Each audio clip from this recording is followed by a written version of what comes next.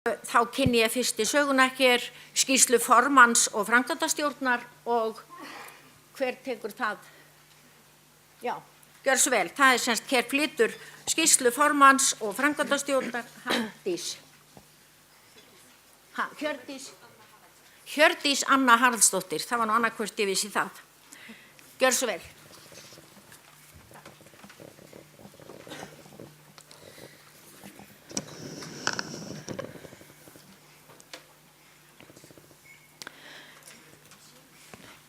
Komið sæl, ég hér með bréf frá Guðmundi, formanni Öryrkjabandalagsins og ég mun lesa það hér bara eins og það kemur fyrir. Og þetta skýrsla formanns og framkvæmdastjórnar. Kæru félagar, af óviðráðanlegum ástæðum get ég ekki verið með ykkur hérna á þessum 50. aðalfundi bandalagsins. Ég vona að þið eigið hér góðan og árangursríkan fund. Skýrsluna hafið þið fyrir framan ykkur, svo ég ætla ekki að teygja lopan með því að éta upp úr henni, heldur ætla ég að ræða það hvernig þetta snýr allt við mér í dag og hvað hefur bæst við. Nú eru fjárlög komin fram. Við erum að verða búin með fundaröðina. Einhverjir 2-3 fundir eru eftir á höfuðborgarsvæðinu. Þannig að það er nokkuð ljóst hver staðan er og hún er ekki glæsileg. Varðandi yfirfærsluna, þá kom það náttúrulega í ljós eins og þið vitið að það kom allt fram sem við teljum slæmt og höfum varað við og er það mikil synd. Því auðvitað hefði verið hægt að gera þetta mun betur ef farið hefði verið eftir okkar óskum og lagaumhverfi bætt fyrst.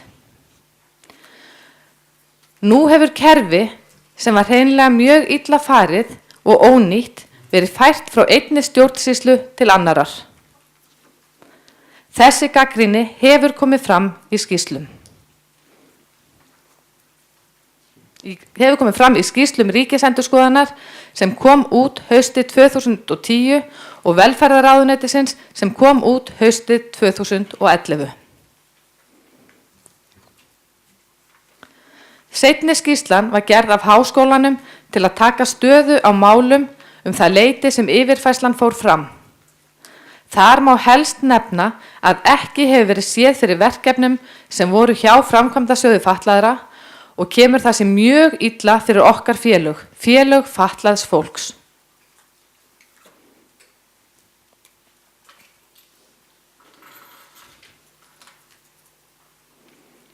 Nóg með það, ég mun leggja fram ályktun í lok fundarins þar sem komið verður inn á þetta.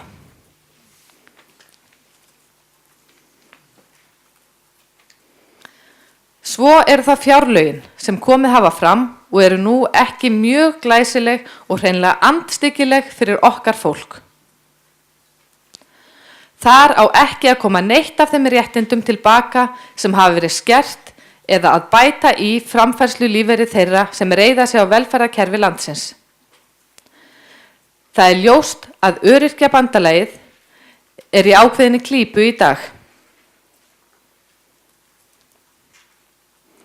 Við þurfum að taka okkur saman í andlitinu og hugsa bandalagið upp á nýtt. Upprunalega voru þetta 6 félög fatlaðs fólks, en nú eru þau orðin 33 og stöðugt er bankað á dyrnar og óskað eftir inngöngu.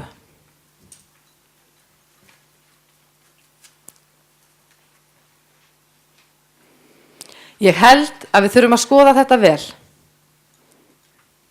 Það er alveg ljóst að Öryrkjabandalagið hefur hæstaréttardóm fyrir því að við erum talsmenn öryrkja, en við erum líka talsmenn allra fatlaðra og langveikra og því megum við aldrei gleyma. Það er það sem þetta félag stendur fyrir og það er spurning hvort við getum lagað það og bætt það og gert það skilvirkara og ég mun leggja til að snemma árs 2012 muni verða kölluð saman ráðstefna sem mun ekki verða fámennari en sú sem hér fer fram, aðalfundurinn, til að ræða framtíð Öryrkjabandalagsins. Ég tel að það er eitthvað sem við eigum öll að leggja höfuðið í bleyti. Hvernig getur Öryrkjabandalagið orðið virkara, sterkara og máttugra fyrir okkur öll, bæði stóru félögin og ekki síður fyrir minnstu félögin. Í lok fundar mun framkvæmdastjórn leggja fram 2 ályktanir. Aðra er varðar yfirfærsluna og hina er varðar fjárlögin. Ég held að það sé mikilvægt að lagðar séu fram 2 skýrar ályktanir því þær snúa að sitt hvoru stjórnsýslustiginu. Það er að segja, yfirfærslan er nær alfarið í höndum sveitarfélagana en fjárlagafrumvarpið er hjá fjárveitingavaldinu. Og undir þetta skrifar Guðmundur Magnússon formaður. Nú hef ég lokið lestri á hans bréfi en mig langar aðeins til að bæta við þetta svona mína sýn undanfarin ár, þær breytingar sem hafa orðið. Ég þarf náttúrulega ekki að segja svo sem hvenær hrunið byrjaði en síðustu 3 árin þá hefur verið gríðarlegur niðurskurður. Gríðarlegur niðurskurður fyrst og fremst hjá okkar fólki. Öryrkjar eiga mjög sárt að binda og það eru að koma inn á borð til okkar alls konar erfið mál sem að hafa mikil áhrif að sjálfsögðu á starfsfólk Öryrkjabandalagsins af því að málin sem eru komin á okkar borð eru mjög erfið úrlausnar og það þarf tíma og við þurfum fjármagn til þess að geta leyst úr málum þessa fólks og þetta hefur vakið athygli okkar að allur þessi niðurskurður eins og segi, réttindi sem við höfðum áður, jú, þarna þau voru svona, en svo ef við að endurskoða réttindin og lagaraminn þrengdur, færra fólk fær að njóta þeirra réttinda sem það hafði í rauninni áður. Þannig að við verðum að segja stopp. Nú er svo komið við verðum að segja stopp. Þolmörkin við erum komin upp í hæstu mörk, við getum ekki meir. Við erum orðin reið. Við þurfum að berjast áfram. Við þurfum að endurheimta þessi réttindi. Ég held að ég hafi bara lokið mínu máli. Já, takk fyrir.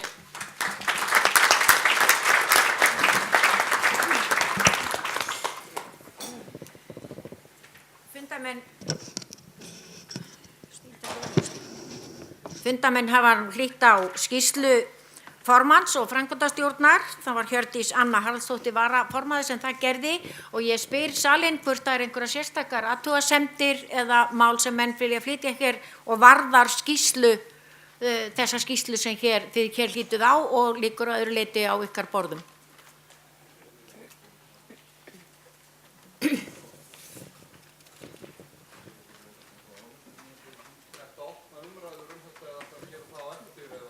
Nei, bara núna þessa skýrslu, síðan verður farið yfir allar hinnar skýrslurnar, þannig að ég bara, ef það væri eitthvað alveg sérstakt núna sem menn vildu vekja máls á. Já, en annars tökum við umræðu hér þetta hangir allt saman.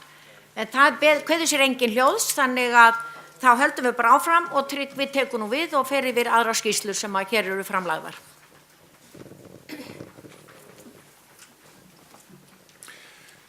Já, í gögnunum ykkar eru margar skýrslur sem eru hér lagðar fram. Það er þessi sameiginlega skýrsla fyrir Öryrkjabandalagið. Síðan er sjálfstæð skýrsla frá Brynju Hússjóði. Hún var lögð hér á borðin í nokkrum myndtökum en hún var auðvitað send ykkur í rafrænu formi. En fyrst er það að nefna skýrslu lögfræðiráðgjafar. Hún er á blaðsíðu 25 í heildarskýrslunni. Síðan er það skýrsla Brynju Hússjóðs sem eins og ég nefndi er í sjálfstæðri skýrslu. Skýrsla vinnustaðana er á blaðsíðu 28. Skýrsla Hringsjár á blaðsíðu 23. Skýrsla Fjölmenntar blaðsíðu 22. Skýrsla Tölvumiðstöðvar er á blaðsíðu 26 og skýrsla Íslenskar getspár á blaðsíðu 24. Kemur fram í efnisyfirliti. Nú það eru hér til svara fulltrúar frá þessum aðilum og ég vil gjarnan heyra frá fundarmönnum hvort þeir vilji bera fram spurningar. Lilja Þorgeirsdóttir, framkvæmdastjóri, mun svara vegna skýrslu lögfræðiráðgjafarinnar. Björn Arnar Magnússon, framkvæmdastjóri Brynju, mun svara fyrir Brynju. Þorsteinn Jóhannsson, forstöðumaður, mun svara fyrir vinnustaðina. Ólína Sveinsdóttir, bókhaldur og kennari Hringsjá, mun svara fyrir Hringsjá. María Hildi Þórsdóttir, forstöðumaður, mun svara fyrir Fjölmennt. Hartmann Guðmundsson, formaður stjórnar Tölvumiðstöðvar, mun svara fyrir miðstöðina og Vífill Oddsson mun svara fyrir Íslenska getspá. Ég spyr fundarmenn hvort þeir hafi spurningar til þeirra sem hér eru til svara á þessu stigi. Þetta liggur ljóst fyrir. Engar sérstakar athugasemdir eða spurningar.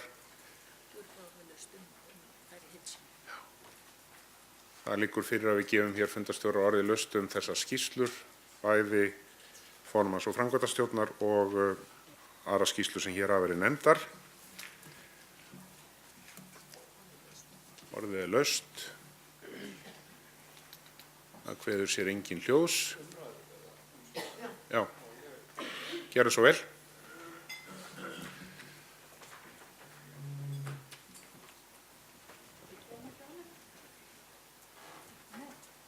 Já, komdu hérna, endilega.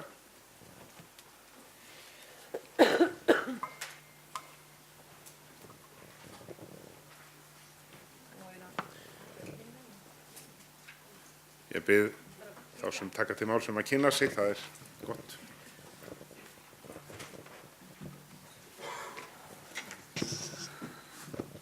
Ráðherra, fundarstjórar og góðu fundamenn. Ég heiti Kristinn Halldór Einarsson og formaður Blindrafélagsins og mér langar til þess að færa hérna í tal nokkur atriði sem eru mér svona frekar hugleikin og mér langar til þess að byrja á að ræða sáttmála Sameinuðu þjóðanna réttindi fatlaðs fólks sem ég held að sé eitt mikilvægasta verkfæri sem samtök fatlaðra hafa til þess að vinna að réttindamálum sínum og bættri stöðu. Og Ísland hefur skrifað undir þennan sáttmála og í gangi vinna við að innleiða hann. Og innleiðing þýðir í raun og veru það að þá lögum, hinum ýmsu lagabálkum, að þá þeim breytt þannig að þau markmið og skilyrði sem finna má í sáttmálanum að þau séu uppfyllt í íslensku lögum.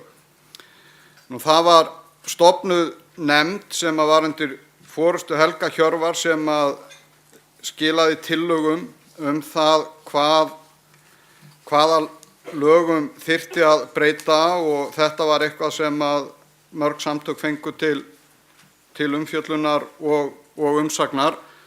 Og eins og ráðherra kom inn á í ræðu sinni áðan þá núna starfandi nefnd, önnur nefnd til þess að í raun og veru að útfæra frekar hvernig þessa vinnu. Og það sem ég hef saknað dálítið innan Öryrkjabandalagsins og spurningin eiginlega hvort að það sé endilega rétt hjá mér að segja innan Öryrkjabandalags, en það sem ég hef saknað það að samtök fatlaðra sem þessi sáttmáli skiptir virkilega miklu máli hafa ekki átt sér neinn vettvang þar sem þau hafa getað sest niður og farið yfir í raun og veru sáttmálan og samræmt hugsanlega afstöðu til einstakra mála gagnvart ríkinu því að við eigum jú fulltrúa í þessum nefndum sem eru að vinna þetta og ef ég fer ekki rangt með þá held ég að sé nú svona einhvers konar þumalputtaregla að það séu 2 frá samtökum fatlaðra, Öryrkjabandalagið skipi annan og Þroskahjálp skipi hinn. Mér telst svo til að af 33 aðildarfélögum Öryrkjabandalagsins þá séu það svona 12-13 aðildarfélög innan Öryrkjabandalagsins sem að þessi sáttmáli virkilega skiptir máli. Það kann að vera að þetta sé eitthvað mistalið, en ég held ég fari nokkur rétt með að það sé minni hlutin í raun og veru sem að þar sem þessi sáttmáli virkilega kemur til með að skipta máli fyrir félagsmennina og réttindi þeirra, og með þessu ég ekkert að gera lítið úr öðrum samtökum eins og sjúklingasamtökum. Þetta bara, svona þetta, þessi sáttmáli réttindi fatlaðs fólks. Þannig að og eins og ég segi, ég hef saknað þess dálítið að það hafi ekki verið til þessi vettvangur til þess að þau samtök sem eru að vinna virkilega með þennan sáttmála geti borið saman bækur sínar, og í því samhengi að þá langar mig til þess að vekja athygli á því að eitt af því sem að nefndin sem að núna starfandi þarf að gera að hún þarf að mynda sér afstöðu til 33. greinar í sáttmála Sameinuðu þjóðanna réttindi fólks, en 33. greinin, hún fjallar það með hvaða hætti eftirlitskerfi verði komið upp hér á landi til þess að fylgjast með framkvæmd sáttmálans. Ég hef aldrei orðið var við neina umræðu á vettvangi Öryrkjabandalagsins eða þess vegna hjá okkur í Blindrafélaginu, því við höfum svo sem ekkert verið kannski skárri í því vegna þess að við höfum ekki heldur tekið upp þau umræðu. Hvort að við eigum að móta okkur einhverja sameiginlega afstöðu það hvernig á að fylgjast með þessum með framkvæmd sáttmálans, hvers konar eftirlitskerfi viljum við að verði byggt upp, og ég held að þetta mjög mikilvæg grein, og það rosalega mikilvægt að sú eftirlitsstofnun sem að þarna verður til að hún hafi það vald sem að nauðsynlegt til þess að geta gert kröfu það að sáttmálanum sé framfylgt. Og ég kalla eftir því að við leggjum nú hausinn dálítið í bleyti og reynum að finna hvort að við getum ekki búið til einhvern sameiginlegan vettvang þar sem að þessi samtök sem eru sem mest að vinna með sáttmálan geta komið saman og mótað afstöðu til einstakra mála, deilt reynslu af því að kalla eftir því að sáttmálinn sé framfylgt. Og í því samhengi að þá vill ég minna á það að þegar að málefni fatlaðs fólks voru færð frá ríki til sveitarfélaga, þá voru gerðar breytingar á lögum málefni fatlaðs fólks, og það var gerð ein mjög mikilvæg breyting á 1. grein laganna málefni fatlaðra. Og í henni segir að við framkvæmd laganna skuli taka mið af þeim alþjóðasáttmálum sem að Ísland á aðild að, þar með talið sáttmála Sameinuðu þjóðanna réttindi fatlaðs fólks. Við hjá Blindrafélaginu, við erum að nýta okkur þetta, og að mati okkar lögmanns að þá vill hann meina það að þetta í raun og veru hálfgilding á sáttmálum allavega hvað varðar framkvæmd laganna málefni fatlaðs fólks. Við erum tilbúin til að láta reyna það fyrir dómi ef til þar, og vorum reyndar komin mjög nálægt í núna í sumar með að fara með eitt mál fyrir dóm þegar að það voru bara boðinni samningar í því máli. Og af hverju? Jú, líklega vegna þess að gagnaðalinn í því máli að hann hafði ekki áhuga á því að fá dóm í málinu. Síðastliðið sumar að þá lét Blindrafélagið gera töluvert ítarlega könnun fyrir sig, þar sem að vorum að spyrja allt fullt atriðum sem að snúa að okkur starfi okkar og svona hvernig fólk almennt lítur, metur hæfni og blindur og sjónskert og þar fram til göttunum. Eina spurningunum sem að við spurðum, og nú býð ég ráðherra að hlusta vel, eina spurningunum sem að við spurðum var spurningin var svona: þekkir þú fyllilega vel nokkuð eða illa eða alls ekkert innihald samnings Sameinuðu þjóðanna rétti fatlaðs fólks? Og það á ábyrgð ríkisins og ríkisstjórnarinnar að kynna sáttmálann og innihaldans fyrir almenningi. Það voru 80%, yfir 80% sem svöruðu því að þeir þekktu illa eða alls ekki neitt til sáttmálans rétti fatlaðs fólks, sáttmála Sameinuðu þjóðanna. Og þarna auðvitað mikið verk að vinna vegna þess að réttindin sem að við köllum eftir og koma til með að fylgja þessum sáttmála að það þarf að vera ákveðin samfélagsleg viðurkenning á þeim líka. Og þess vegna er mjög mikilvægt að bæði við samtök okkar leggi töluverða vinnu á sig við að kynna innihaldið og ekki síst auðvitað ríkið að það standi sína plikt. Ég held líka að þetta sem ég hef verið að ræða hérna getur að ýmsu leyti komið inn á kannski þær hugmyndir sem voru í bréfinu sem var lesið frá formanni og mér skilst hann sé veikur, ég sendi honum bara mína bestu batakveðjur ef að svo er. Ég held að, og það er bagalegt að hann skuli ekki vera hérna. Og mér finnst það sérstaklega bagalegt vegna þess hvað ég ætla að segja næst. Vegna þess að ég eiginlega ætlaði að beina því sérstaklega til formannsins, en þar sem að þetta er aðalfundur þá verður ekkert framhjá því vikist að ég ætla að vekja athygli á þessu máli. Og í 4. grein laga Öryrkjabandalagið segir að aðalfundur sé æðsta vald Öryrkjabandalagsins. Fyrir 2 árum síðan að þá flutti ég ásamt fleirum tillögu sem að hljóðar svona: Aðalfundur ÖBÍ haldinn 24. október 2009 felur aðalstjórn bandalagsins að láta fara fram faglegt hagsmunamat á því hvort hagsmunum félagsmanna ÖBÍ verði betur borgið með aðild Íslands að ESB eða ekki. Fá skal til verksins aðila í háskólasamfélaginu sem er sérhæfður í rannsóknum á þessu sviði. Ásamt mér skrifa undir þetta Frímann Signíðarsson, Arnfríður Björnsdóttir og Gísli Helgason og tillagan var samþykkt samhljóða. Fyrir nákvæmlega ári síðan stóð ég í þessum sömu sporum og sagði nákvæmlega það sama og ég er að segja núna. Einhverju kunna kannski að muna það, öðrum finnst ekki það merkilegt að vera að leggja það á minni. Nú er kannski efnið sem slíkt ekki aðalatriði, en það sem að mér finnst auðvitað alvarlegt í þessu er að ég geri þessa athugasemd á aðalfundi fyrir 1 ári síðan og þá eru svörin þau að það hafi verið talað við Stefán Ólafsson. Það var allavega ekkert gert í málinu. Enn er ekki að sjá þess stað að neitt hafi verið gert. Ef að ég hef rangt fyrir mér þá verð ég vonandi leiðréttur og þá dreg ég gagnrýni mína tilbaka. En ég hef ekki séð nein merki um það að það hafi verið farið að þessum vilja aðalfundarins og mér finnst þetta dálítið merkilegt og ég er á því að efnislega bara það sem að tillagan fjallar að það er eitt af þeim stóru málum sem að á eftir að leiða til lykta í íslensku samfélagi. Og ég held að við hérna í samtökum fatlaðra og sjúklinga, Öryrkjabandalagsins og allra aðildarfélagana að við eigum auðvitað að hafa tækifæri til þess að móta okkur afstöðu til þessa máls út frá hagsmunum okkar fólks. Við eigum ekki að taka afstöðu til þessa máls út frá hagsmunum landbúnaðarins eða sjávarútvegsins eða samtaka iðnaðar eða verslunar. Við eigum að taka afstöðu til þessa máls út frá því sem að okkar fólki hentar best.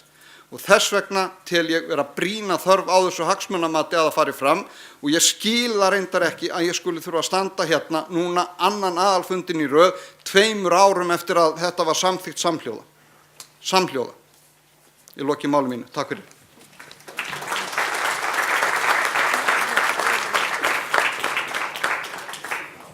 Þakka Kristni fyrir. Allar skýrslurnar eru sem sagt undir. Garðar, hefur þú beðið orðið? Vinsamlega gefið merki ef þið viljið taka til máls. Það sé eðlilegt að meðan að Garðar talar þá við hans málslok þá lokum við mælendaskránni.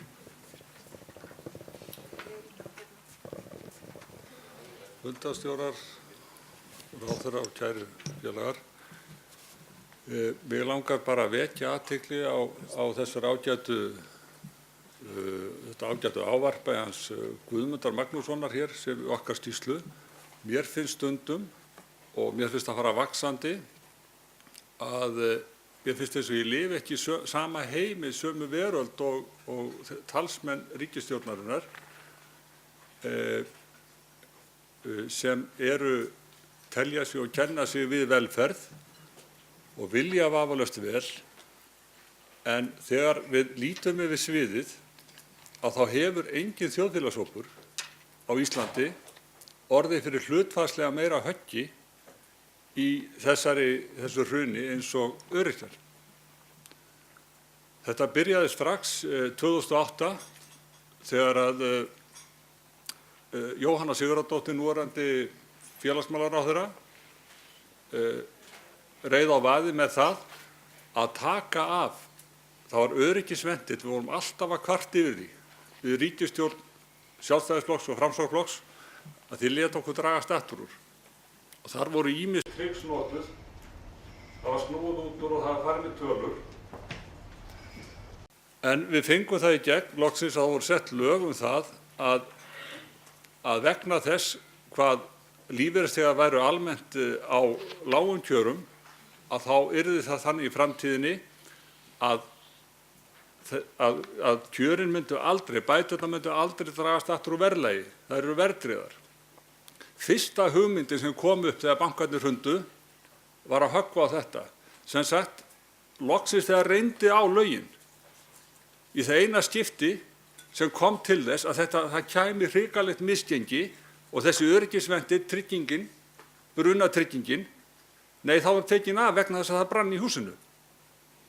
Og allflestir, nú er búið að koma upp öðru svona, við munum eftir því sem að vorum í baráttunni hér fyrir svona 10-15 árum, og að sérstaklega heimilisuppbótin, hún skerðist krónu á móti krónu. Það var alltaf miðað við þetta. Þannig að menn gátu haft nokkra þúsundkalla við að bera út blöð, nokkra þúsundkalla úr lífeyrissjóði, þá skertist þetta krónu á móti krónu.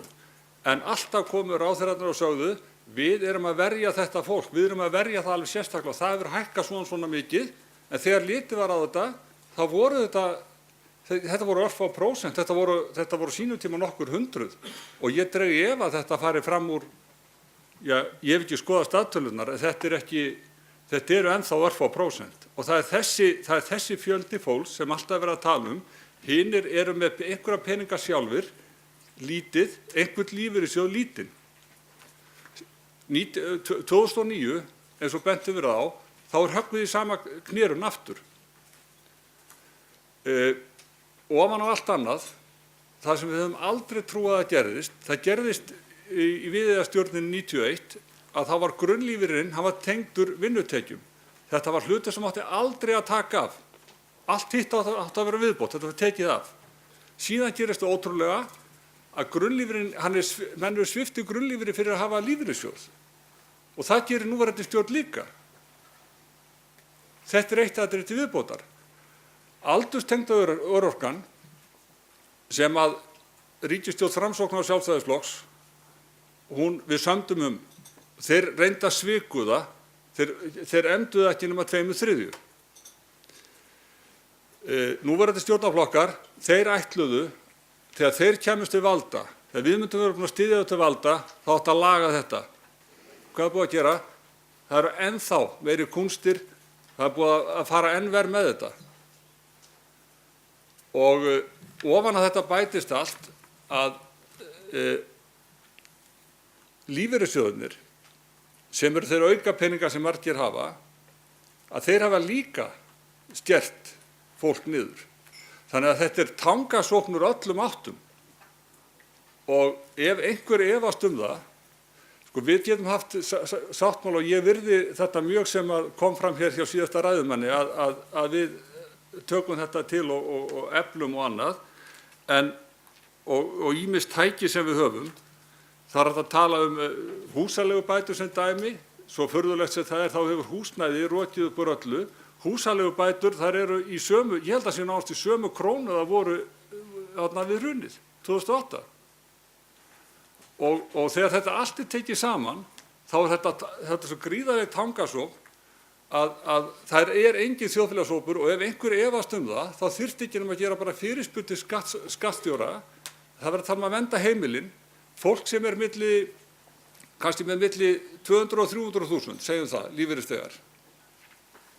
Þetta fólk hefur orðið fyrir gríðarlegu skelli og hlutfallslegum. Þingmenn og stjórnmálamenn og aðrir, þeir eru langt frá hlutfallslega og ég held að krafa Öryrkjabandalags núna að eigi að vera svo við að fara í það að spyrja skattstjóra hvernig hefur þetta þróast og fá þetta bara svart á hvítu, draga þetta fram. Og við erum búin að gefa stjórnvöldum mikinn frið, við höfum sýnt mjög mikinn skilning á því að það var hrun í landinu og svo framvegis. Við horfum á fólk sem kemur á Austurvöll og grýtir eggjum og út af húsnæðismálum og margt hvert hefur sér hurðar á sem öxt, tekið lán og annað. Og ýmsir hópar sem að hafa náð eyrum stjórnmálamanna, kannski vegna þess að þeir eru svipað settir, ég veit ekki hvernig það en frá lífeyrisþegum, frá okkur, frá eldri borgurum, hefur lítið sem ekki heyrst og það, ef að stjórnvöld ekki virða það, núna til dæmis fáum við hér ræðu sem er mjög kurteislega framsett og velmeint vafalaust, en hvað býður okkar? Það er varla þarna blekið af fjárlagafrumvarpi sem er með eitthvað 3,5% hækkun. Það á að dragast aftur úr. En þá, höggva enn meira og þá ætlar að samþykkja þetta. Ég held að við verðum að fara að vakna upp og stöðva þetta og einbeita okkur að því sem er að gerast núna og hér og nú. Takk fyrir.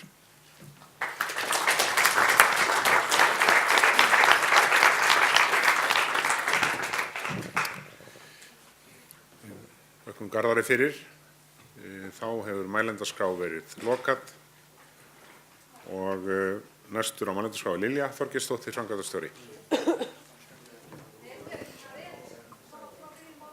Já, líka. Við vitum að það eru 2 til viðbótar á mælendaskrá. Já, ágætu aðalfundarfulltrúar og aðrir gestir. Ég ætla nú bara að svara fyrir hönd Guðmundar. Ég skil vel óánægju Kristins að þessu ekki búið að ljúka þessu hagsmunamati. En það var fyrst alveg Þjóðmálastofnun sem greinilega, það stóðst ekki væntingum en þau gátu ekki tekið þetta að sér og það var leitið til fötlunarfræðina við Háskóla Íslands og það var mikið að gera hjá þeim á þessum tímapunkti og eins og við vitið þá kom út skýrsla hag öryrkja og þarna þau gerðu rannsóknir hag öryrkja og þá kom út skýrsla sem undir yfirskriftinni fátækt og félagslega aðstöðu öryrkja og svo ætla þeir að ganga beint í þetta hagsmunamati í kjölfarið en því mér það kom upp veikindi þar og þau voru að lofa okkur núna að skýrslan myndi liggja fyrir núna næstu áramót. Þannig að það vona ég að það gangi eftir. Takk fyrir.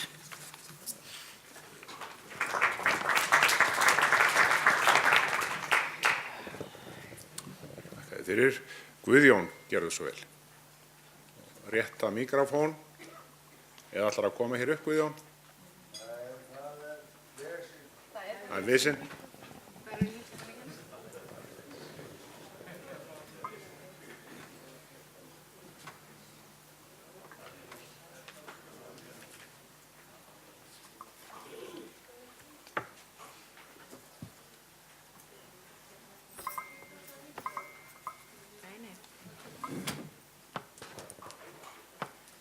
Ætlið aðstofana við mikrofónu hérna, sorry, þegar þið.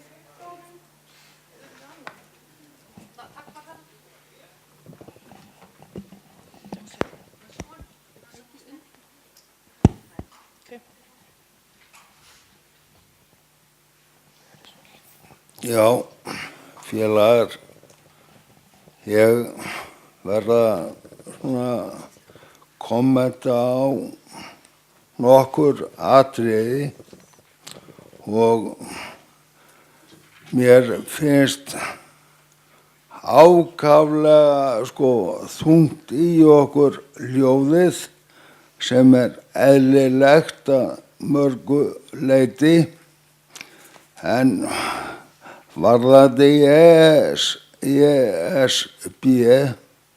að þá tel ég mjög mikilvægt að við skoðum alla hluti, ekki bara fatlaða eða öryrkja. Við erum borgarar eins og aðrir í þessu landi og eigum fullan rétt á því. Við erum ekki afgangsstærð Við eigum að vera fullgildir borgarar.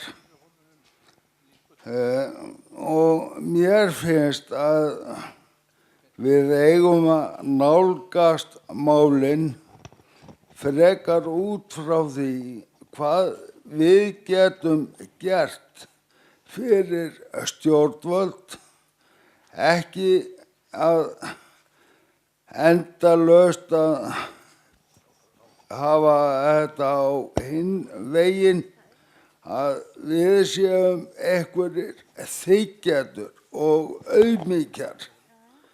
Við erum alvöru fólk og það að ríkið og aðrir mismuni okkur, það er þeirra skaði. Varðandi grunnlífeyri, ég spyr, eigum við að borga mönnum úr sameiginlegum sjóðum sem hafa mörg 100.000 í tekjur annars staðar. Þannig að málið er ekki alveg svart og hvítt. Takk fyrir.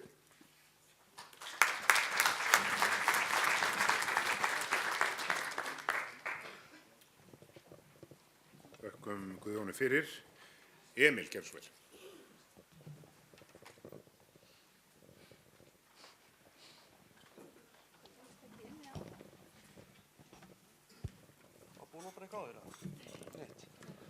Góður fundamenn, á leið minni hér upp þá var ég var við það að ég hefði frekar átt að fara í rampinn en svona er með giktina sko.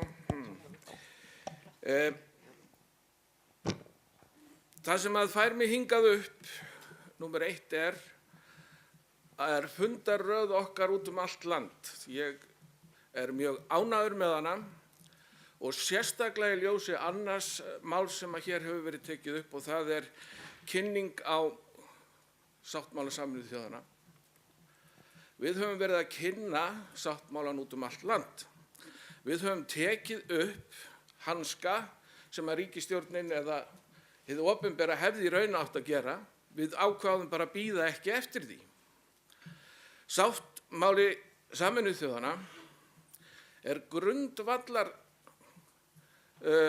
atriði varðandi réttindabaráttu næstu ára. En það sem rak mig hingað upp í öðru lagi var það að það kom hér fram í máli Kristins áðan að líklega gilti þessi sáttmáli einungis einhvern ákveðin fjölda félaga. Og hann nefndi sérstaklega, það kom sérstaklega fram að þarna væri sjúklingafélögin ekki inni. Sko, við skulum ekki vera með þessa fordóma í garð hvers annars. Ég veit ekki betur en að það sé svo að til dæmis að fólk með örorku í þessu landi, ríflega 50% þess er með fyrstu orsök gigt sjúkdóm og það er ekkert nema fötlun sem að veldur því. Þannig að tölum ekki svona hvert annað og eyðum þessum fordómum, segi ég.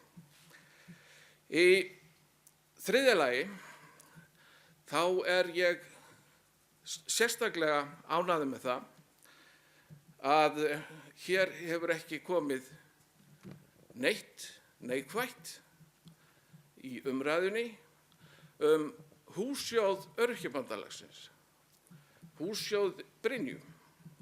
Vegna þess að fyrir ekki mörgum árum þá var þetta óskapnaður sem að margir vildu ekki viðurkenna. En ég er líka viss það að þetta er á rökum reist, að hér hefur ekkert neikvætt komið fram, því það er ekkert annað það er ekkert annað búsetuform öruggara fyrir okkar fólk, sveigjanlegra fyrir okkar fólk, ódýrara fyrir okkar fólk, með betur viðhaldið húsnæði heldur en þetta húsnæði fyrir okkar fólk. Takk fyrir.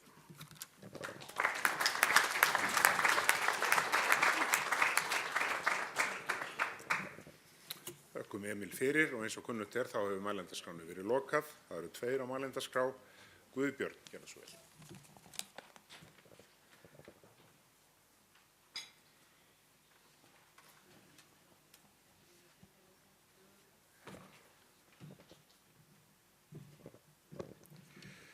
Fundarstjórar, góði fundamenn. Guðbjörn Jónsson heiti ég og formaður Parkinson-samtakanna þetta árið. Ég kom nú bað orðið því að mig langaði til þess að eiga smá orð við ráðherra. Því miður þá gat hann ekki beðið.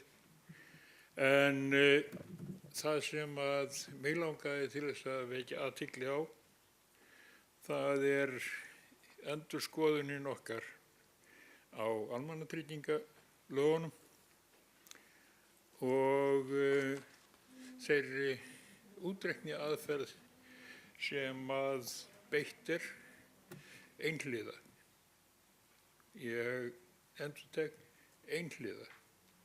Það eingöngu Tryggingastofnun sem framkvæmdaraðili ríkisins sem að reiknar út hvernig á að framkvæma greiðslurnar þegar búið að breyta lögunum, en við eigum hvergi aðkomu að því borði. Ég hef lagt til við að það verði komið erindi til ráðherra það að það sé eðlilegt að það sé 3 manna hópur frá hvorum aðila sem að reiknar þetta umhverfi og leggja tillögur fyrir nefndina, en ég skulum vona að það komist áfram. En þetta fyrirkomulag sem við erum búin að upplifa núna í nokkra mánuði hrein firra, því að það ekkert byrjað. Það ekkert byrjað að endurskoða almannatryggingalögin. Það ekki byrjað að líta á 1. kafla almannatryggingalaganna ennþá, og það á að skila af sér eftir rúma mánuð. Aðferðafræðin sem hefur verið dyngt yfir okkur viku eftir viku svo að fyrir hverja 10.000 krónur sem við öflum okkur í tekjur höldum við eftir 1280 krónum. Hitt tekur ríkissjóður, bæði í formi skatta og niðurfellingu á greiðslum til okkar. Þetta mjög, að mínu viti, ósanngjörn vinnuaðferð og að við eigum hvergi beina aðkomu að því að geta gagnrýnt þetta á vinnuferlinu. Það finnst mér alveg hrein ósvinna. Við höfum upplifað þennan kjánaskap sem ég kalla í endurútreikning Tryggingastofnunar á því þegar þeir eru að kalla til baka ofgreiðslu sem þeir kalla. Bara eitt lítið dæmi að ég fekk leiðréttingu frá lífeyrissjóði og svo leiðrétting skilaði mér 812.000 krónum í greiðslu. Tryggingastofnun, hún vildi fá endurgreitt frá mér 867.000. Og þetta fór í endurskoðun hjá þeim. Þetta fór í skoðun hjá nefndinu okkar góðu sem að ég kalla munaðarleysingjana, því að þeir eru hvergi skráðir í réttarfari. Úrskurðarnefnd almannatrygginga, hún ekki dómsvald, hún á ekki heima í dómskerfinu, hún ekki á ábyrgð ráðherra og hún á hvergi heima hvorki í löggjafarvaldi, framkvæmdarvaldi eða dómsvaldi, og þess vegna, eins og ég segi, hún munaðarlaus, réttarfarslega munaðarlaus og hefur hvergi löggilt vægi til þess að fella úrskurð. Þetta er í fyrsta kafla lagan og hefði komið til álita í apríl eða maí í vor ef það hefði verið að fara að endurskoða lögin. En það er ekki byrjað. Það er svo margt sem að þarf að taka til skoðunar og vinna skipulega.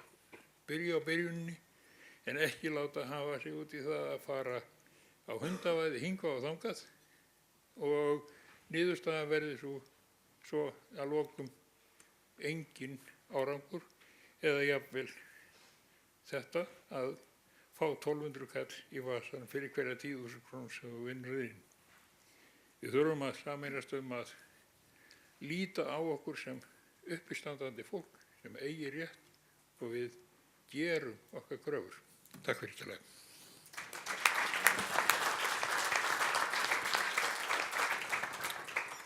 Guðbjörni fyrir Ægir er síðastur á mælendaskrá. Ég spyr fundarmenn hvort þeim sé kalt. Er fundarmönnum heitt? Ég legg til að við aukum hitann aðeins. Það er það ekki?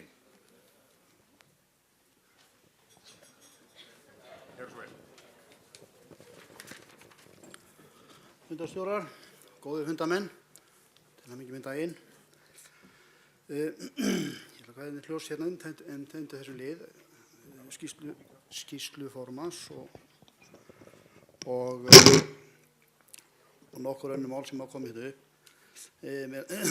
Sakna þess að ráðherra skuli verið farin vegna þess að mér langar aðeins, ef ég með leyfi fundarstjóra, fjallum hans orð vegna þess að það er snert okkur og dæmigert fyrir þess ágætu ráðherra úr velferðarstjórninni norrænu. Þar sem hann var að hreykja sér af því að bæturnar ættu að fara í 203.000 næsta ári, 2012, úr 120.000. En hann minntist ekki orðið á það að bensínlítrinn fór úr 95 kall í 230 kall.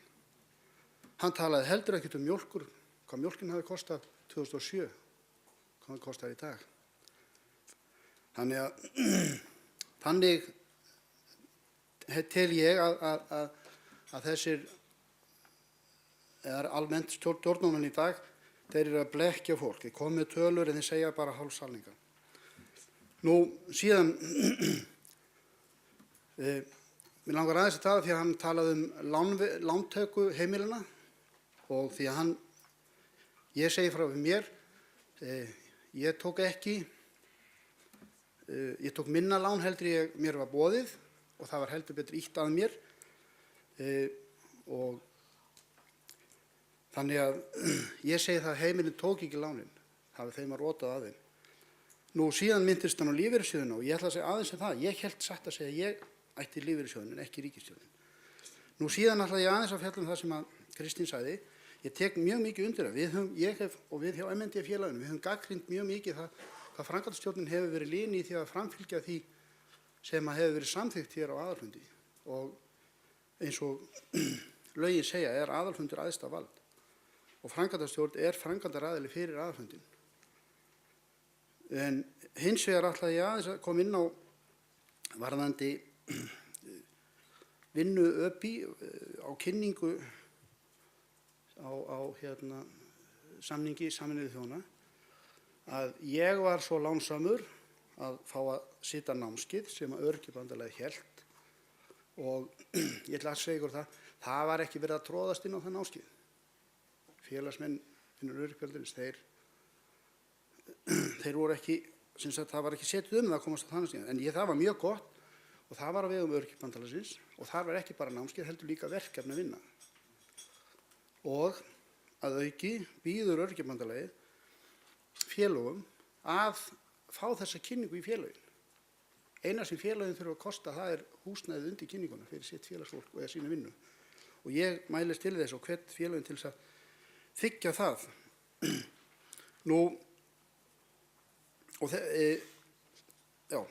Nú síðan ætla ég líka aðeins að koma inn á það að því að það er alltaf að tala þennan ágæta samning.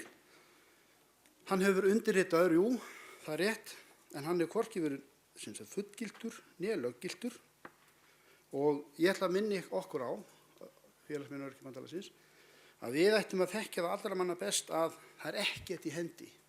Það er engin samningar í hendi fyrir það angott og helst löggiltir.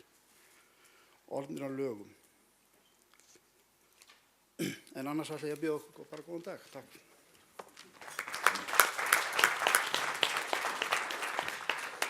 Þökkum ægi fyrir. Þá er umræðum skýrslur lokið og við ætlum að gera hér kaffihlé. Við ætlum að halda okkur við 10 mínútur af því að dagskráin hefur aðeins riðlast og við köllum ykkur til fundar eftir það bil 10 mínútur. Takk fyrir.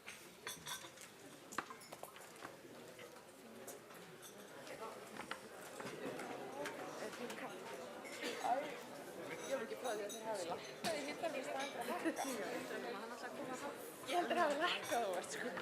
Mér var ekkert að það, fyrir að átt að hætta þá allt í einu bara.